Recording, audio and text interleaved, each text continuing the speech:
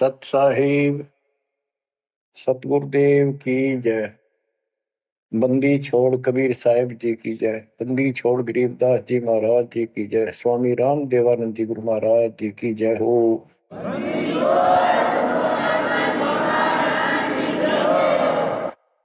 सर्व संतों की जय, सर्व भक्तों की जय, धर्मी पुरुषों की जय। श्री काशी धाम की जय, श्री सुडानी धाम की जय, श्री क्रोथा धाम की जय, श्री बरवाड़ा धाम की जय। सत साहिब परमपिता परमात्मा कबीर जी की असीम रजा से आज आपके ऊपर उस मूल ज्ञान की वर्षा हो रही है जिसकी प्यास आत्मा को युगों युगों से थी। बच्चों, इस गंदे लोक को सुन दो अच्छी तरह। जब तक आपके दिल में यह बात नहीं बैठेगी, वो वहम नहीं होगा आपका कि कित फंस गया क्या, यू घर अपना नहीं, यू परिवार अपना नहीं, यू लोक संसारिक किस ब्रह्मांड अपना नहीं, तो हम किस आस पर जी रहे। केवल अपना सतपुरुष है, उसका नाम कबीर है, सारी सृष्टि का रचनहार है, वो सुख का सागर है, हमारा अपना है, हमारा पिता है, हमारी माँ है, हमारा सच्चा साथी सखा है, हमारा वही बंधु भाई है। बच्चों, आप इस बात को आज मान लो ना, फिर घने दुखी हो जाओगे, फिर माननी पड़ेगी कि यह भक्ति करनी पड़ेगी और बकवास त्यागनी पड़ेगी। आज शरीर स्वस्थ है, दो रोटी का रोजगार चंगा है, परमात्मा कति याद नहीं आवते, सौ जतन कर ले इसको। कितना समझा रहे, माचा माचा करे, कल ये कर दूंगा, परसों ये कर दूंगा। और उसको जब हो जाती है कैंसर, उसकी शकल देखे उस अफलातून की, गिनती के दिन शेष दिखाई देते उसको। इसलिए परमात्मा कबीर जी हमें याद दिलाते हैं, कबीर दुख में सुमन सब करे, सुख में करे न कोई, जय सुख में सुमन करे तो दुख काहे को होए। कबीर सुख में सुमरण किया नहीं, दुख में करते याद, कह कबीरता दास की कौन सुन फरियाद।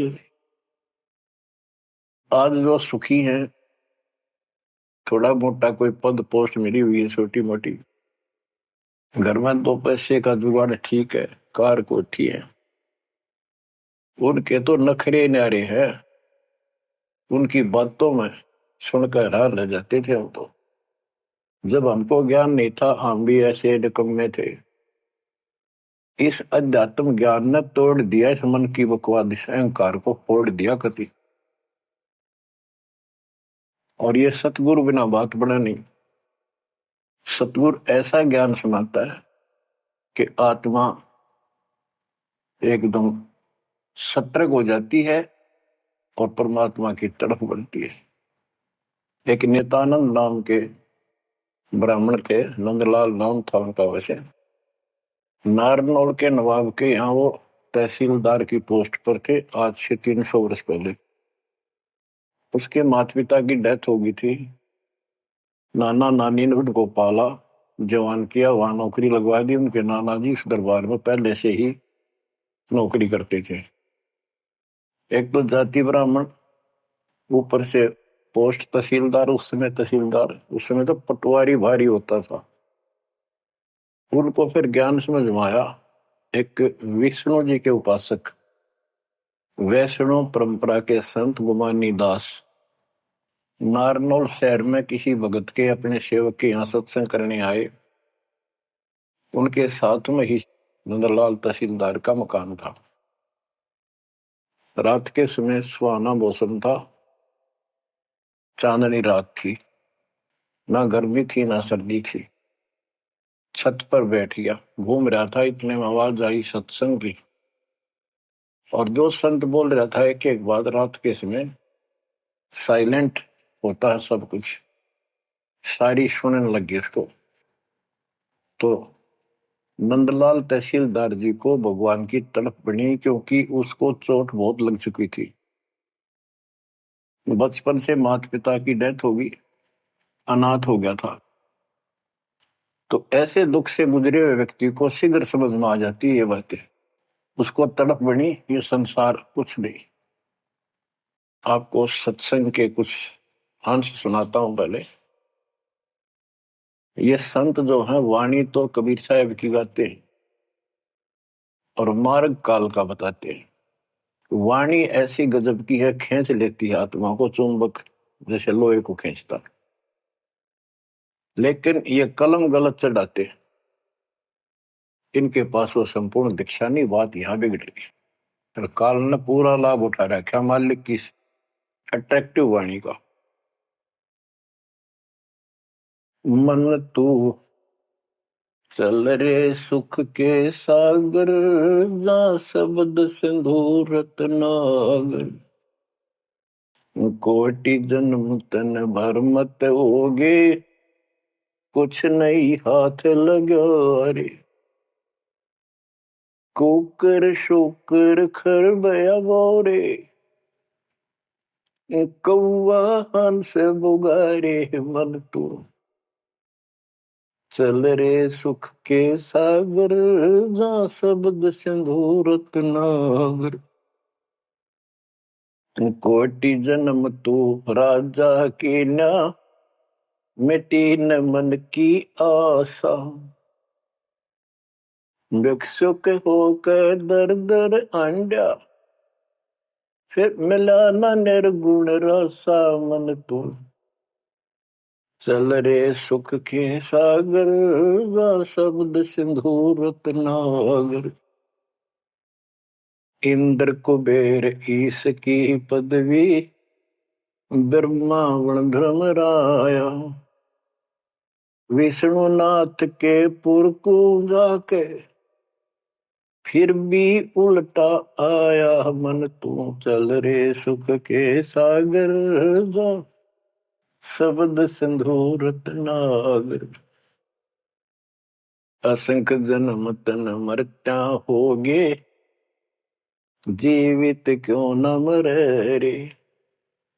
असंख्य जन्म तो है मरता होगे, जीवित क्यों न मरे रे।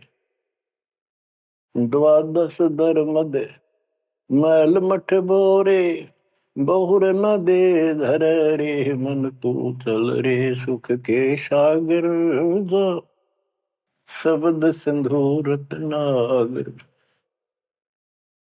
दोजक भिष्ट सभी तह देखे, राजपाट के रसिया।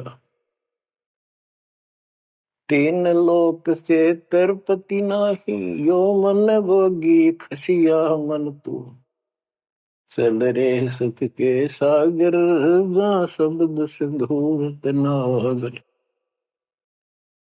सतगुरु मिले तो इच्छा मिटे, पद मिल पदे समान। सतगुरु मिले तो इच्छा मिटे, पद मिल पदे समान। चल हंसा उस लोक पठाऊं, जो आदि अमर अस्थाना। मन तू चल रे सुख के सागर, जा शब्द सिंधु रत्नागर। चार मुक्ति जा चंपी करती, माया हो रही दासी। चार मुक्ति जा चंपी करती, माया हो रही दासी। दास गरीब अभय पद पर से, मिले राम अविनाशी। मन तू चल रे सुख के सागर, जा शब्द सिंधु रत्नागर। सत्संग में बताया गया कि कोटि जन्म तन भ्रमित हो गए जन्मते मृत्यु को, और कुछ नहीं हाथ लगा रे।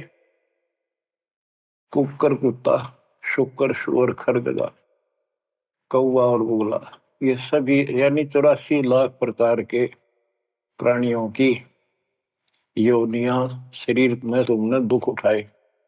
इस संसार में सुख नाम की चीज जीव को नहीं है। कोट जन्म तन भ्रमित हो गए, कुछ नहीं हाथ लगा रे। आज सेठ है, सारा कुछ धन है, कार कोठी है, और समय आ गया जान का। सेकंड भी ना लागण दे, एक सेकंड तुरंत उठा कर यम के दूत पटक देंगे धर्मराज के आगे। अब के हाथ लग गया, सारा जीवन खो दिया, कति कर्म बिगाड़ लिए, और आगे पल्ला झाड़ के जा खड़ा नरभाग। ये सपना टूटते सारी बात समझ में आ जाती। सारा सोपन था यो, ना कोई बेटा अपना था, ना कोई बेटी अपनी थी, ना या कार, ना कोठी अपनी थी। अपना जो काम था वो तो स्टार्ट भी ना किया मूर्खा। बच्चों वहां बहुत बार रो लिया हम साथ जाकर। जब भी मनुष्य जीवन मिला हम वायदा करके आते थे भगवान से, हे परमात्मा इनका दया कर दो, मनुष्य जीवन की कभी गलती नहीं करूंगा, करेंगे करूंगी, भक्ति करेंगे, मालिक को याद रखेंगे, रोटी के लिए काम भी करेंगे, तेरी भूल नहीं होगी दाता।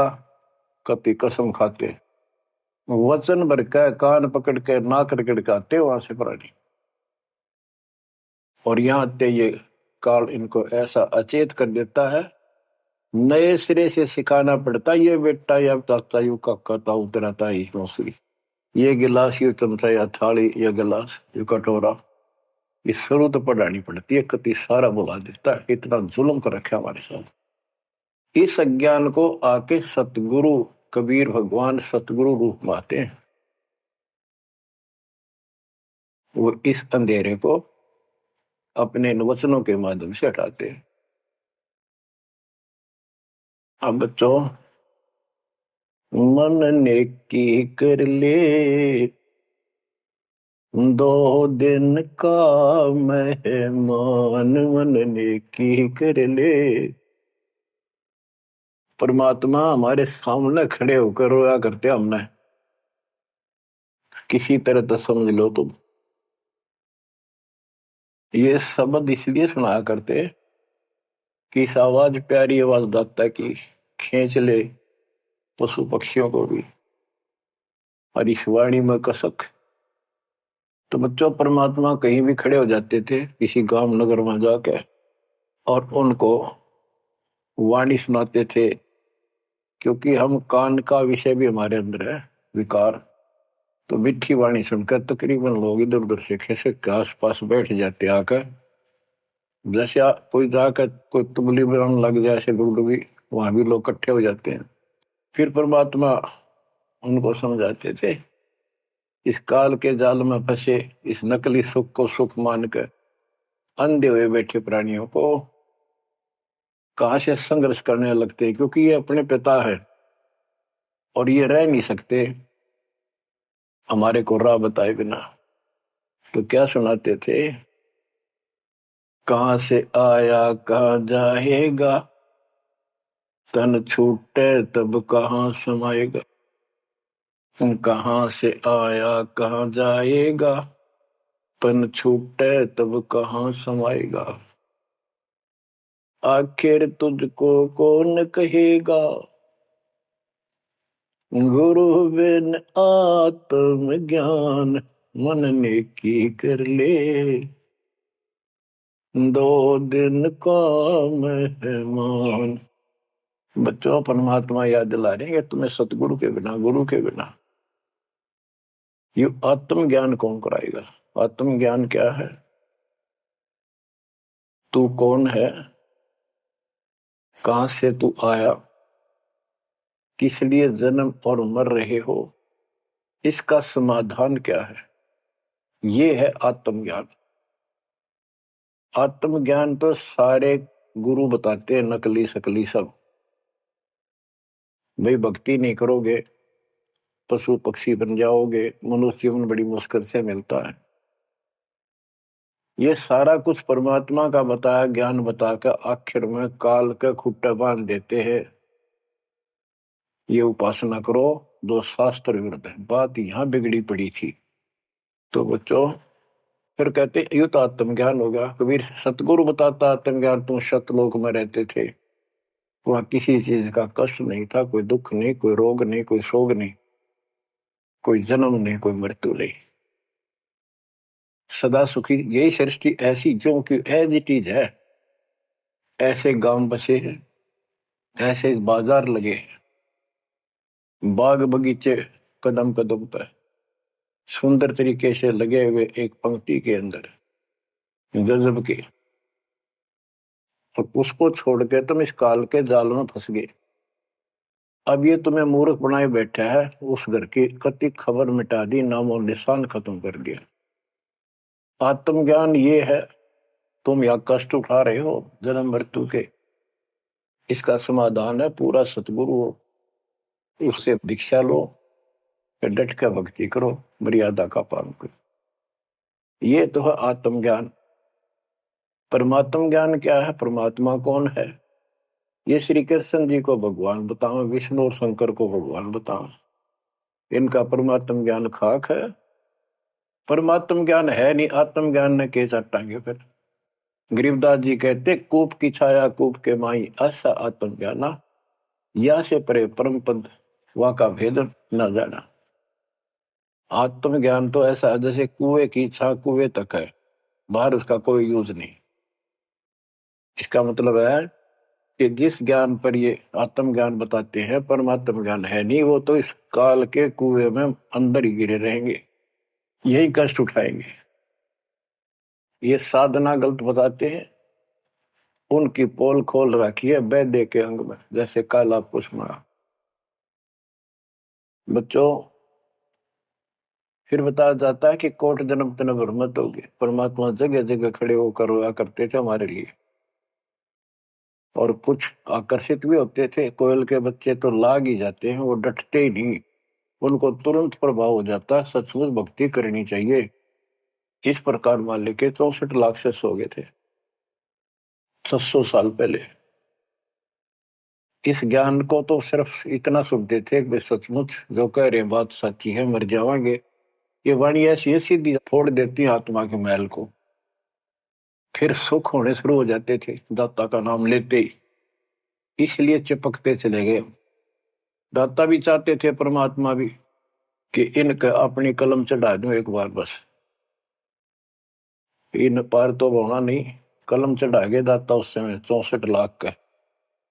वो 64 लाख कुछ भक्ति करी उन्होंने बहुत अच्छी, परमात्मा काफी संग रहे। फिर जब देखा कि अब इनको ज्ञान नहीं है और ज्ञान बिना मुक्ति हो नहीं सकती, जब तक पूरा ज्ञान नहीं होगा ये डट नहीं सकते, दो काम हो जाते हैं, तीसरा नहीं होता है, तो फिर वो झाड़े लुआन चले जाते हैं। ये स्थिति होगी थी वहां। तो एक झटका दिया था, परीक्षा ली थी, सारे विमुख हो गए। जब परमात्मा ने हाथी पर बैठकर गंगा जल बोतल में भरकर, जैसे शराबी शराब पिया कर, एक वैश्या, प्रसिद्ध वैश्या जो परमात्मा की शिष्या हो चुकी थी और अपने धर्म कर्म को ठीक कर रही थी, लेकिन उस समय भी उसको वैश्या की फीत ही थी समाज की दृष्टि से। उस लड़की को हाथी पे बैठा के उसके कंधे पर हाथ धर कर भगवान, और वो पानी गंगा जल पी रहे थे, उस हाथी को बाजार के बीचों बीच घुमा दिया। जो भी देखा वो एक, देख लो भाई दुल्हा बड़ी बड़ी बात बनाया करता कबीर, शराब पीवे और वैश्या को साथ लेकर घूम रहा है। उनके शिष्यों को लाओ, बुला बुला के देखो, हम तो पहले कहा करते पाखंडी आदमी है, अपनी आंखों देख लो, सरिया में वैश्यावृत्ति करता घूम रहा, शराबी को भी है ये। जो भी देखे वही कहते, मैं तो कभी कभी जाया करता, मन तो जाना छोड़ रखा है वह। मैं तो उसके साथ चला गया था एक बार। ऐसे 64 लाख भगवान से विमुख हो गए। सतगुरु भी चाहते थे ये बोझ सिर तो पड़े, अब ये समझ नहीं पा रहे। गरीब बड़ुआ बड़ुआ सबक है, कोई न जाने खोजे, दास गरीब कबीर करम, बाटत सिर का बोझ। कि उस लीला को कोई नहीं समझ रहा था, वो तो अपने सर का बोझ, ये पूरी आस्था थी नहीं उन शिष्यों की, इसलिए इनको पटक रहे हैं, ठाक सर पर अपना बोझ हल्का कर रहे हैं। बच्चों, गुरुद्रोही नहीं बने तुम, उस समय सतगुरु विमुख हो गए। तो कबीर साहब कहते हैं, सतगुरु विमुखा युग युग रोवे, मानुष जन्म पाके खो। सतगुरु संगत छोड़ के लाख वर्ष जबकीन, इंद्रिय कर्मना मोक्ष हो रह काल के आदि। इसके लिए बहुत से प्रमाण आपको दिए गए हैं। जैसे राबिया सतगुरु विमुख हुई थी, गुरुद्रोही नहीं हुई थी वो। 4 साल दाता ने कितनी मेहनत करके उस बेटी के लिए फातिमा की। उनकी भेड़ बकरियां के बीच में बैठ के उस बदबू में उस प्यारी आत्मा जो दलदल में फंसी पड़ी थी, राबिया को ज्ञान सुनाया, बेटी अल्लाह खुदा की भक्ति करनी चाहिए, ये जीवन थोड़ा ही है, इसमें कभी भी मृत्यु हो जाएगी, फिर पता नहीं कहां जन्म होगा। कई दिन लगातार ये बात करते करते लड़की कहती थी कि महाराज हम इबादत करते हैं, नमाज करते हैं, सारा कुछ करते हैं। उसका सारा अंधेरा हटाया, लड़की का समझ में आ गई, सृष्टि रचना बताई। 4 साल भक्ति करी और कोई साथी था नहीं, दूसरा भक्त भाई बहन इस मार्ग के बताने वाला। समाज के प्रभाव से परमात्मा वाली सत साधना छोड़ दी, क्योंकि सत्संग ना सुनने से इस तरह मैल आवेगा, ये भूल जरूर पड़ जाती है। क्योंकि गलत बताने वाले तो सारा समाज, सारा वही साधना सब कर रहे थे, तो वही अपनी साधना करने लगे। लेकिन प्रेरणा इतनी होगी थी कि शादी नहीं कराऊंगी, मोक्ष पाऊंगी, सारा कुछ हो गया था। लेकिन माता पिता को टेंशन होगी कि लड़की को घर पर नहीं रख सकते, तो कह दिया बेटी या तो निकाह करा ले, नहीं तो अब दोनों मराएंगे। लड़की ने विचार कर लिया कि माता पिता की हत्या का दोष मुझे लगेगा, इसलिए यस कर देती हूँ, अपने पति से बात करूंगी। निकाह करने की यानी शादी की हाँ भर ली और ब्याह हो गया, अपने पति के घर चली गई। वो एक अच्छा अफसर था, साहब था, नेक आत्मा था। राबिया ने स्पष्ट कर दिया, बात सुनो मेरी, मैं भक्ति करना चाहती हूँ और मैं संतान उत्पत्ति नहीं करूंगी। अगर आपने जोर जबरदस्ती कर दी तो मैं फांसी का आकर मरूंगी, ये फाइनल सुन लो। उसके पति ने कहा कि एक बात बता राबिया, जब निकाह हुआ आपने स्वयं कबूल किया था, मैं निकाह कबूल करती हूँ। मुसलमानों के अंदर एक विशेष बात है कि लड़का लड़की चाहेंगे तो ब्याह होगा, ना हुआ नहीं।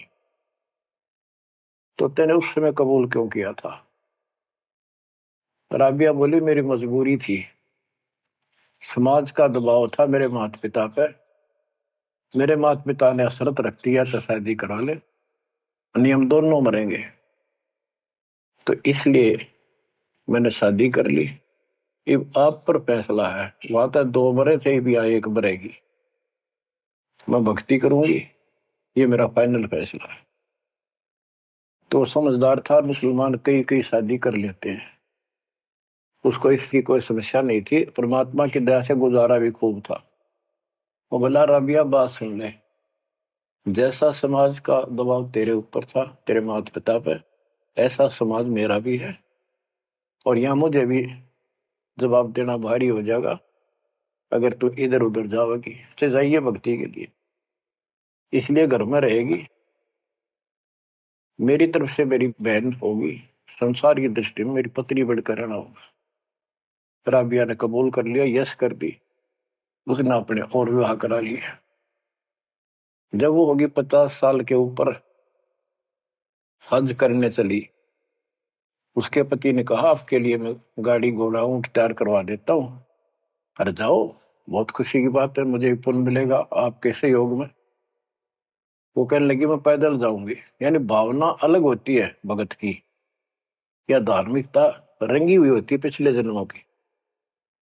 वो चल पड़ी, पैदल चल पड़ी। रेगिस्तान ज्यादा होते थे उस टाइम, सभी जगह सूखे पड़ते थे। मक्का में चली, मक्का के राह पे काफी सफर तय करने के बाद एक कुआं आया। उस कुएं पे ना बाल्टी थी, ना कोई रस्सी थी। वो लगता था उसमें गिर गई थी। उधर एक कुतिया बहुत प्यासी थी, प्राण जानने हो रहे थे उसके। राबिया को समझते देर नहीं लगी। वह कभी राबिया के पैरा में आवे, कभी कुएं की तरफ जावे। बहुत बुरा हाल था उसका। उसके छोटे छोटे बच्चे भी थोड़ी सी दूरी पर विलख रहे थे। उस पुण्यात्मा ने धार्मिकता भर दी थी दाता ने। उसने अपने सिर के बाल पाड़े, उसकी रस्सी बांटी, 5-5 4-4 बाल लेकर, और लंबी रस्सी गांठ डाला का बना के अपने कपड़े उतार के उस रस्सी के कपड़े बांध गए। पहले मोटे मोटे कपड़े होते थे सूत के, और वो बहुत पानी सोख लेते थे। कुएं में बाल्टी की तरह डाले, बाहर लाकर उनको नचोड़ा। एक मटके का केकरा सा पड़ा था, टुकड़ा फुटा हुआ, उसमें पानी भरती गई। कुतिया पी गई 2 किलो पक्का पानी, और पी कर चली गई। अब उसने अपने कपड़ों से, गिल्ले कपड़ों से सिर का ब्लड साफ किया, और झाड़ झूड़ के कपड़े, गर्मी के दिन थे, ठीक सा मौसम था, वो कपड़े निचोड़ कर पहन लिए और सफर पर चलने को तैयार हुई। इतने में वो मक्का मकान उठ के, वो महल मंदिर, वो कब्बा उठ के और कुएं के साथ आकर लग गया, जैसे प्लेटफार्म पर ट्रेन आकर लगती है। राबिया के लिए आश्चर्य का ठिकाना नहीं कि मक्का ही आ गया, मैं तो मक्का ही जाना था, पटदे चढ़ गई। उसके अंदर बड़ी चढ़ते उठ लिया, उड़ के चल पड़ा। उधर से अब्राहिम सुल्तान आदम पहले किसी और जन्म में था। जैसे परमात्मा गरीबदास जी कहते हैं, वाहन गुरुड़ कृष्ण असवारा, लक्ष्मी डोरे चौर पारा, असुर निकंद मेड़ी में। अब गरीबदास जी को कृष्ण विष्णु दिखाई देता, और कृष्ण को ज्यादा लोग मानते हैं। इसी प्रकार उस समय जो अब वर्तमान में वाणी बोली गई, अब्राहिम सुल्तान को अधिक जानते हैं, इसलिए सुल्तान अदम का जिक्र किया, जबकि पहले ये किसी और शरीर में था, राबिया के समकालीन था। सब कहने लगे, भाई मक्का कहाँ गया, मक्का कहाँ गया, मंदिर कहाँ गया। अब्राहिम सुल्तान भी वहां जाता रहता था, मुसलमान भाइयों को समझाना चाहता था, गुरुदेव के आदेश से अपनी सच्ची राह बताया करता, क्योंकि वहां धार्मिक लोग ही जाते हैं। वहां चर्चा चली कि मक्का कहाँ गया, मक्का कहाँ गया। सबको आश्चर्य हुआ। अब्राहिम सुल्तान जो पहले शरीर किसी और शरीर में था, गरीबदास जी की वाणी में है कि सुल्तान अदम मक्के गया, मक्का नहीं मकान, गया एक रांड को लेने को, नो कहे अदम सुल्तान। अब्राहिम सुल्तान अदम कहता है कि नकमी औरत को लेने गया। वो पहले सतगुरु शरण में आई थी, वो साधना छोड़ के अब ये वही डले ढो रही है। उपस्थित मुसलमानों को उसकी बात अच्छी नहीं लगी, दुख भी हुआ, लेकिन मुसलमान था इसलिए आगे बात बढ़ी नहीं। इतने वो मक्का आके वहां यथा स्थान पर स्थापित हो जाता है। लोगों ने देखा उसमें एक लड़की, एक औरत है, एक बहन है। नाम पता करा तो पता चला ये ऐसे ऐसे इसका राबी नाम है। सारे मुसलमान समाज में ये हो गया भाई, भक्ति हो तो रबी जैसी, अल्लाह को खुश कर लिया, इसको तो जन्नत मिले ही मिलेगी। अगला जन्म उसका एक बांसुरी नाम की लड़की का हुआ। परमात्मा जो उसको चार्ज कर गए थे, वो परमात्मा की चाह उसके अंदर फिर भी तड़प रही थी। उसने ब्याह उस समय भी नहीं कराया और अपना शब्द गाती रही, परमात्मा अल्लाह की महिमा सुनाने लगी। और बंसुरी रूप में बाद 50 साल से ऊपर होगी, हज करने गई। तो उसको ये ज्ञान हो गया था, क्यों परमात्मा की धार्मिक बातें डेली गाती और सुनती थी, कि जो मक्का में मरता है उसको सीधी जन्नत मिलती है, स्वर्ग, बहिश्त। तो उसने सोचा ये शरीर तो एक दिन जाएगा, और कहते हैं मक्का में मृत्यु होगी तो जन्नत मिलेगी, जन्नत के लिए सब कुछ किया जा रहा है। उसने वही गर्दन काट दी अपने हाथ से तलवार मार के। सब कहने हो गया भाई, बांसुरी तो गई स्वर्ग में। बांसुरी ने कुर्बानी दे दी और जन्नत में गई। अगला जन्म उस फातिमा का कर्महीन का, वैश्या का बना। 2 जन्म कति ब्रह्मचर्य के पालन कर लिए, आखिर में सारी कसर काट दी काल ने। परमात्मा कहते काल के षड्यंत्र को तुम तक ये समझोगे, ब्रह्मा विष्णु महेश अभी तक नहीं समझ पाए। फिर दया करी दाता ने, वो गंदा नरक भोग के वह फिर मरी। एक शेख तकी नाम का सिकंदर लोधी राजा का धार्मिक गुरु था, और ये भी कहते वो उनका एक प्रधानमंत्री भी था। जो भी उसके घर जन्म हुआ उसका, 12-13 वर्ष की होकर वह मर गई, कब्र में दबा दिया गया। एक दिन परमात्मा ने ऐसी लीला करी, क्योंकि सोचल छिद्र मैं करूं अपने जन के काम तो उनका था सारा उस बेटी के लिए। शेख तकी ने जब सारे हथकंडे अपना लिए, कबीर साहब आयरा नहीं, मुर्दे जिंदे कर दिए। उसने कहा वो तो सदमे में था कमाल, रामानंद जादू जंतर ते जिंदा कर दिया। जब जानू मेरी बेटी कब्र में दब रही है, उसको जिंदा कर दे। कई दिन हो गए, 15-16 दिन हो गए। परमात्मा ने कहा ठीक है भाई, सब इकट्ठे कर लो। मुनादी करा दी, उसने खुद करा दी, कहा जिसकी पोल खुलेगी। परमात्मा ने समय बता दिया, उस दिन करूंगा जिंदा। हजारों आदमी सिकंदर लोधी शेख तकी कब्र फुड़वा दी, वहां इकट्ठे हुए। कब्र फुड़वा दी, लड़की का शरीर था। तो परमात्मा ने कहा शेख तकी तू कोशिश कर ले, कदे 5-6 नंबर बनाओ है, और कहे या सदमे में थी।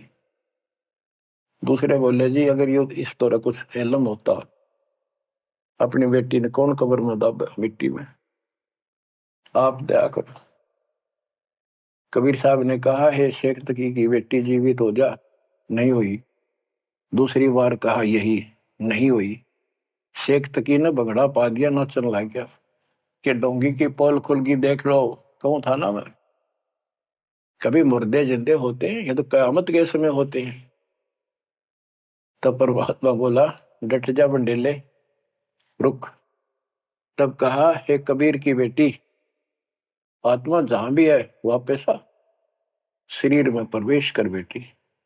और 12 इतना ही कहा था, शरीर में कंपन हुई, लड़की उठी, मालिक के चरणों में आके दंडोत प्रणाम किया, और खड़ी होकर 1.5 घंटे अपने पिछले कर्म, वो पाप बकवाद गलती सारी दोहरा दी, और अपने भगवान के साथ चली गई। परमात्मा ने कहा जा बेटी अपने पिता के साथ, शेख तकी के साथ। लड़की बोली मेरा बाप आप हो। इनका तो इतना संस्कार था, इन दाब दी मट्टी में। अब इनका मेरा कोई संस्कार नहीं था। आगे मेरा पशु जुन्नी में जाने का नंबर था, और ये भगवान वहां गए, धर्मराज के दरबार से मुझे बाई फोर्स लाए। तो बच्चों कहते गोरख से ज्ञानी गणे सुखते जति जिहान, सीता सी वो वारिया दूर संत था। ये बड़े बड़े लतीफेदार भाषण करते हैं, सत्संग सुनाते हैं। कहते हैं बीजक की बात ताके बीजक ना ही हाथ, पृथ्वी डोबण उतरी कह मीठी बात। बच्चों प्रसंग चल रहा था सत्संग का, सतगुरु विमुखा योगी गुरु है। तो इसी प्रकार हम सतगुरु विमुखा हुए जब आज तक रो रहे हैं। हमारे वो कुछ भक्ति करा कर चार्ज कर गए थे, जिस कारण से अपने को मनुष्य जीवन मिलते हुए आ रहे हैं और भक्ति की चाह भी है। यह गलती फिर न दोहराई। अब नित्यानंद का जो प्रसंग था उस पर आता हूं। और सत्संग चला के कोट जन्म तन भ्रमित हो गए, कुछ नहीं हाथ लगा रे, कुकर शुकर खरब्याब हो रहे, कौ वाहन सुलगा रहे, कोटि जन्म राजा की ना। महावीर जैन जैन धर्म के 24वें तीर्थंकर राजा बने, महाराजा बने, स्वर्ग में देव बने, फिर कुत्ते गधे शोर बने। खाक है फिर के चाटव देव पदना जो गदाय बन गया। आखिर इंद्र कुबेर इसकी पदवी, ब्रह्मा विष्णु महेश के पद पा चुके हो आप। इंद्र तक की पदवी पाई है और फिर यहीं भटक रहे हैं। दो जग भीष्ट सभी ते देखे, स्वर्ग नरक सभी धक्के खा चुके हो, भटक चुके हो राजपाट के रसिया। तीन लोक से संतुष्टि नहीं है, ये मनभोगी खसिया। कोई एमएलए बन जाए, सरपंच बने, मन में आता चेयरमैन बनो, चेयरमैन भी बन जाता है, वे एमएलए में बात बने। मर पड़ का एमएलए कभी बन जाता है, तो सोचा मंत्री बनो जब बात बने। एमएलए में कोई नहीं पूछता। मंत्री यूं सोचता है चल तो मुख्यमंत्री गया, हम तो टाइम पास कर रहे हैं। मुख्यमंत्री बनने के बाद उसकी तड़प हो जाती है प्रधानमंत्री बनूं तो बात बने। वो बनेगा कि ना बनेगा, इतना मृत्यु हो जाएगी, फिर गधा बनेगा।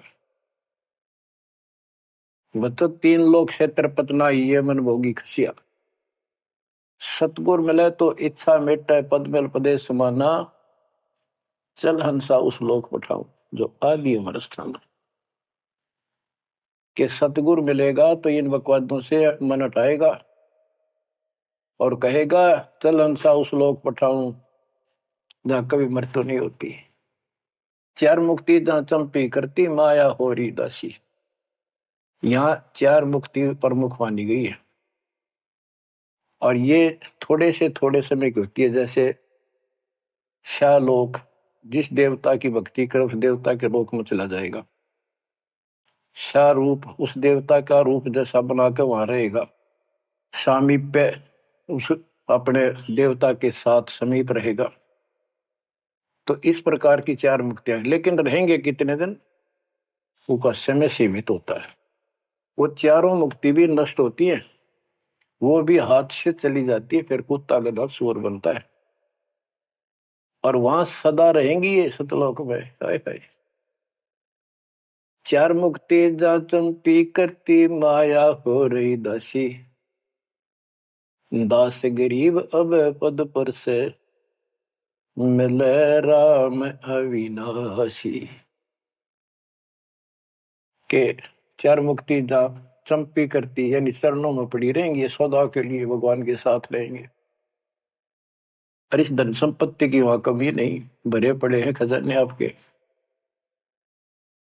दास गरीब अब है पद पर से, वहां कभी भय नहीं किसी चीज का, मौत का भय नहीं। सबसे बड़ा डर यहाँ मौत का है, वो जाते खत्म होगा। दास गरीब अभय पद पर से, मिले राम अविनाशी।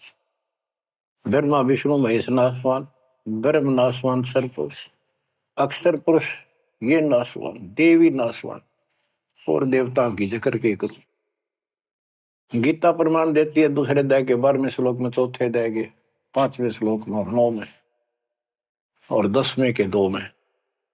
गीता बोलने वाला इनका ब्रह्म कहता है काल कि तेरे मेरे बहुत जन्म हो चुके अर्जुन, तू नहीं जानता, मैं जानता हूं, आगे भी होंगे।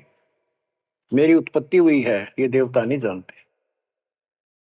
तो बच्चों वो अविनाशी राम दूसरे अध्याय के 17वें श्लोक में कहा है, 18वें के 46 में, 18वें के 61 और 62 में और 15वें अध्याय के 17वें श्लोक में बताया। उत्तम पुरुषत्व परमात्मा इति उदारते, यह लोग तरम अविश्य वृत्ति अवेश्वर है। वो अविनाशी भगवान मिलेगा वहां पर। कबीर साहब कहते हैं यहां भी तुम जब तुझे राजपाट भी चाहिए, हमरा इधर ले ध्यान। यहाँ राजपाट कैसा देंगे आपको, और संसार के लोगों से ज्यादा सुविधा देंगे परमात्मा। और कहते हैं जिसके मन में परमात्मा की भक्ति है तो फिर के इंद्र का राज, उसको कभी नफरत हो जाती है उस राज से तो महाराजा बन जाता है। और यहाँ सुख देंगे परमात्मा, कहते हैं माया दासी भगत की संत की उभे दे आशीष, बरती और लातों छिड़ी सुमर सुमर जगदीश। कहते इतना धन दे देगा बंदी छोड़ के खाइयो खर्चियो और खूब धर्म भलाइयो। माया दासी संत की उभय दे आशीष, दोनों तरफ से आशीर्वाद देगी। खाओ खर्चो और दान करो। और बरती और लातों छिड़ी, कबीर साहब कहते हैं सुमर सुमर जगदीश। सुमर कौन सा जगदीश? सच्चा नाम, सच्ची भक्ति, सतपुरुष कबीर साहब की भक्ति कर करके। अब नित्यानंद ये सारा सत्संग सुन रहा था। ये क्या करते हैं, बात तो सुनाओ सतलोक के मिलती जुलती, अध्यात्म ज्ञान भक्ति विष्णु तक की। अब नंदलाल पंडित जी ऊपर से तहसीलदार, 2 मरोड़ इकट्ठी।